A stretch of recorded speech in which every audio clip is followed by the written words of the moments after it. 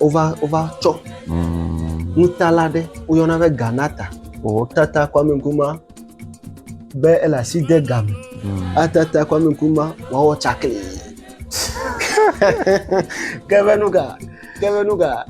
Ebe Kwame Nkrumah ema yeta. Olegafi. Alebe nanova yiji kwa. He Kwame Nkrumah hodo kwesi nanone niabe dukovo. Yeah. Ejinabe yakberare dukobu buke okele Africa nuto me ha yo ha no po do kwesi no. Tatobo be eza gavi adewo alo ga adewo na pepere un duko me. Gake me ya fia be duko me to watwe abe ni ape game odasi kun. Okay. Afia be du comme vieux Ghana, du comme vieux Guédo, au bouibé, Aromia, Tobuto, au bouibé, et Gaïo, all les côtés du Kobu bon là, Ghana Gamola Sidé. Oh, ok.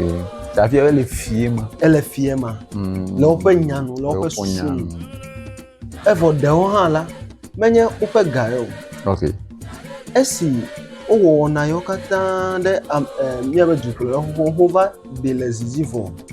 Esi oyide po Vietnam Hanoi e peace mission ade le fuma nti fafa be pekpare oyile te fuma okay apo opo kanebe chogbaji a ezieme ganye to